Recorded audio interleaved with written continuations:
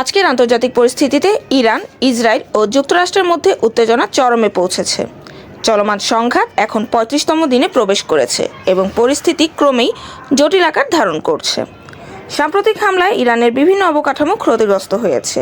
তেহরানের আশেপাশে গুরুত্বপূর্ণ স্থাপনায় আঘাত হানা হয়েছে, যার ফলে হতাহতের ঘটনাও ঘটেছে বলে জানা গেছে।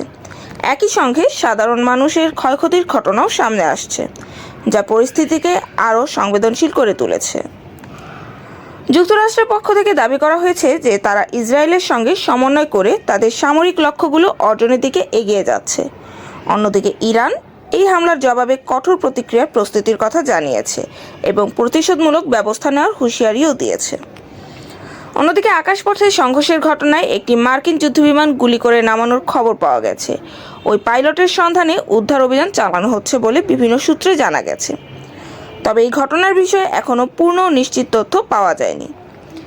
ইসরায়েলের পক্ষ থেকে বলা হয়েছে তারা ইরানের ড্রোন ও ক্ষেপণাস্ত্র হামলা প্রতিহত করার চেষ্টা করছে এবং নিজেদের নিরাপত্তা নিশ্চিত করতে সর্বোচ্চ প্রস্তুতি নিচ্ছে।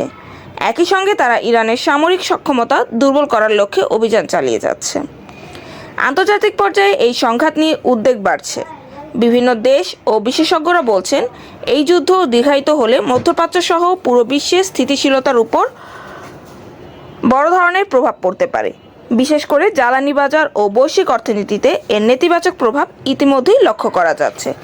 বিশ্লেষকরা মনে করছেন পরিস্থিতি যদি দ্রুত নিয়ন্ত্রণে না আসে তাহলে এই সংঘাত আরও বিস্তৃত হয়ে নতুন মাত্রা দিতে পারে। এ কারণে আন্তর্জাতিক সম্প্রদায় উভয় পক্ষকে সংযম প্রদর্শনের আহ্বান জানাচ্ছে এবং কূটনৈতিক সমাধানের উপর জোর দিচ্ছে।